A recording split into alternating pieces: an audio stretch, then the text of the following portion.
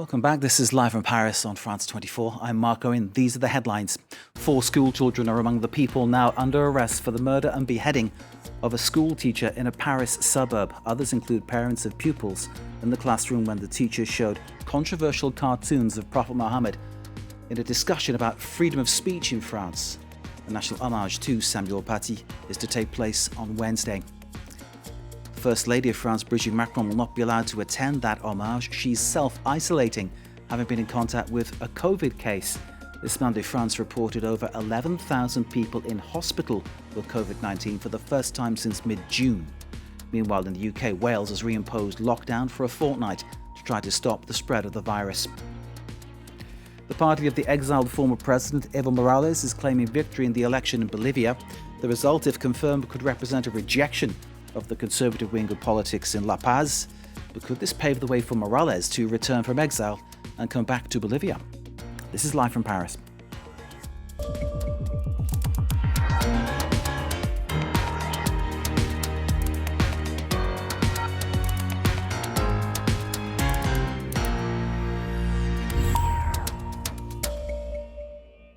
Thank you very much for being with us. France has announced a clampdown on suspected radical Muslim organisations in the wake of the beheading of a school teacher in a Paris suburb. 4 school children are among 15 people tonight held by police investigating the horrific killing of the humanities teacher Samuel Paty after he showed controversial cartoons of the Prophet Muhammad to a class discussing freedom of speech. Another of those being held is known to police, listed under the security threat status, known in France as Fiche S. France is once again reeling with the shock of a terror atrocity carried out in the name of Islam. This time the killer was an 18-year-old Chechen refugee who travelled over 100 kilometres to carry out the atrocity. A series of raids have been carried out across France this Monday. A surprise raid this Monday at the headquarters of this charity. The group organised an online fundraiser for the father of the pupil who made the complaint about murdered history teacher Samuel Paty. Uma Charity presents itself as a humanitarian organisation.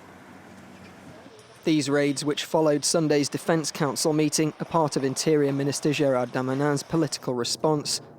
He announced mass probing of all NGOs suspected of wider links to radical Islamism. About 50 organisations, 52 exactly, will be visited a number of times during this week by government services. Several of them, and I'm suggesting this because the President asked me to, will be dissolved by the Cabinet. The Interior Minister also accuses the Organisation Against Islamophobia in France of links to the case, calling for it to be dissolved. Since this weekend, the organisation has strongly denied these accusations. Since yesterday, the Organisation Against Islamophobia in France has been defamed several times and accused of a harassment campaign against Samuel Paty. This is not only false but deeply heinous. We are going to court. That's enough. The Interior Minister also announced on Monday the arrest of several individuals linked to the attack, including 4 pupils who may have helped the killer identify Samuel Paty in return for payment. Later in the day, Prime Minister Jean Castex pledged to do more in the fight against radical Islamism. Other action and measures will follow on the fight against online hate speech, on organisations that are enemies of the Republic, on intelligence and surveillance relating to networks and individuals that threaten the foundations of our values and our Republican pact. Meanwhile, a campaign against online hate speech has been launched. 80 inquiries have been opened following messages supporting Paty's murder. Marius Sofas here at France 24 with that report. The plight of the teacher murdered and beheaded in a Paris suburb has touched, of course, many people, not just here in France. Let's show the images earlier today at the European Parliament, where a special silence was held in the name of Monsieur Paty. The scene at the European Parliament there in Brussels, with all the MEPs, Guy Verhofstadt there, and basically maintaining that silence in respect and in memory of the tragic death of a teacher who was much loved by all the pupils who've spoken to the media regarding him, regarding the atrocity that happened last Friday. Next, France has recorded record-breaking numbers of new COVID-19 cases over the weekend. 32,427 on Saturday. That is a new all-time record. Nearly 30,000 again on Sunday. This Monday, the figure is just 13,000. I say just, it's still a substantial amount, isn't it? Large swathes of France, of course, are now under curfew in a bid to control the virus. That's Paris and the Île-de-France region, Lille, Rouen, Lyon, Saint-Étienne, Grenoble, Aix-Marseille, Montpellier and Toulouse. Meanwhile, the President's office has confirmed that the French First Lady, Brigitte Macron, will self-isolate for 7 days after coming into contact with someone who has been diagnosed with COVID-19. We wish the First Lady well. Meanwhile, Wales has announced a 2-week-long return to lockdown. This will be the strictest measure yet of Europe's second wave of COVID infection. Here at France 24 with this and a look at measures in other European countries, Fraser Jackson. As the second wave of coronavirus continues to wash over Europe, restrictions across the continent are tightening. Belgium is preparing for a difficult month ahead as the country braces for what the health minister called a tsunami of cases. The figures that we see today are significantly higher than the ones that we saw back in March and April, when we took very restrictive measures. The country has so far registered over 220,000 cases, a figure that has doubled in the past month. The number of people admitted to Belgian hospitals is currently doubling every week, prompting the government to act. People can now only meet with one person outside of their household, and a month-long curfew between midnight and 5 a.m. has been introduced, which sees bars and restaurants totally shut down. Slovenia has also announced an overnight curfew. On Monday, Ljubljana declared a 30-day state of emergency as it recorded a test positivity rate of over 20%. As part of the new restrictions, gathering limits will be brought down from 10 to 6. That announcement also introduced in Austria. People are limited to groups of 6 indoors and 12 outdoors, and the restriction applies to pretty much every environment, aside from people's houses. But Chancellor Kurz urged the public to exercise caution when hosting private gatherings. The strictest restrictions, however, were announced by Wales, which has introduced a 2-week firebreak lockdown after it recorded 4,000 new cases last week. Everyone in Wales will be required to stay at home. All non-essential retail, leisure, hospitality and tourism businesses will close, just as they had to during the March lockdown. The move was announced alongside an almost £300 million support package for businesses. The restrictions are currently set to end on the 9th of November. Those strict measures in Wales. Wales, of course, part of the United Kingdom, no longer part of the EU.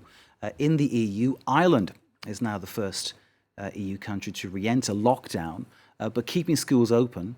What's going to happen in Ireland from now is shutting of non-essential retail, limiting restaurants and pubs to takeaway service, and telling people not to travel more than 5 kilometres from their home. We'll bring you more on this when we get it.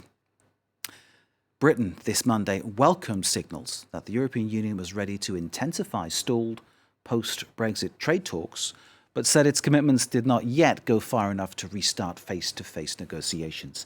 Britain's chief negotiator, David Frost, said he held a constructive discussion with his EU counterpart, Michel Barnier, with the bloc confirming it's willing to hold ramped-up talks this week based on legal texts. It may sound like jaw, but it may be a proper negotiation. And many people still predicting that what they're hearing coming down the corridor is the words "no deal Brexit." So we're watching all developments for you. Next to you live from Paris, Evo Morales' party claiming victory in the presidential election in Bolivia that appears to reject the right-wing policies of the interim government that took power after Morales resigned and left the country a year ago.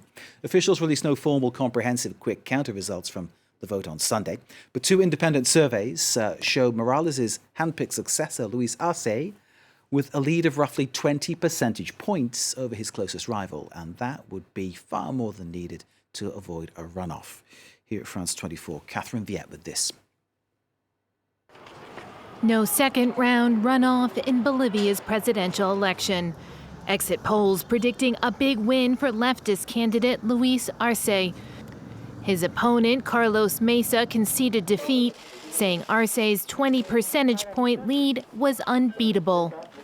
Nos toca, como corresponde a quienes creemos en la democracia, y nos toca a quienes dijimos que íbamos a reconocer el resultado, fuera favorable o desfavorable, reconocer que ha habido un triunfador en esta elección. Arce was former President Evo Morales' economy minister and is considered his heir apparent. Arce said he was very grateful for the support and trust of the Bolivian people. Vamos a gobernar para todos los bolivianos. Vamos a construir un gobierno de unidad nacional. Vamos a construir la unidad de nuestro país. It's the first election without Evo Morales in 14 years. He fled the country last year amid violent protests and accusations of voter fraud. From Argentina, Morales congratulated his protege and hinted about a comeback. Tarde o temprano vamos a volver a Bolivia. Ese no es el debate. In contrast to last year's post-election violence, voters this year were eager to move forward. Todos pensaban de que iba a haber convulsión. Gracias a Dios, todo está tranquilo. Contento porque queremos la estabilidad económica, queremos la pacificación en Bolivia. Also up for grabs in the election, all the seats in the 136-member Legislative Assembly. Early voting's begun this Monday in Florida. Pivotal state, of course, in the U.S. presidential election, fought over relentlessly by Donald Trump and his challenger Joe Biden as their contentious White House race enters the final 15-day stretch. Full coverage, of course, all the angles from our team on the ground in the U.S. Record numbers of Americans have already cast ballots, either in person or by mail. 28.6 million, according to one source, ahead of that November the 3rd election, as the rivals are racing from one swing state to another to try to drum up support. Let's hear from both candidates, the Democrat Biden and the Republican Trump. We need leadership that de-escalates tensions, opens lines of communication, and brings us together to heal and to hope. As president, that's precisely what I'll do.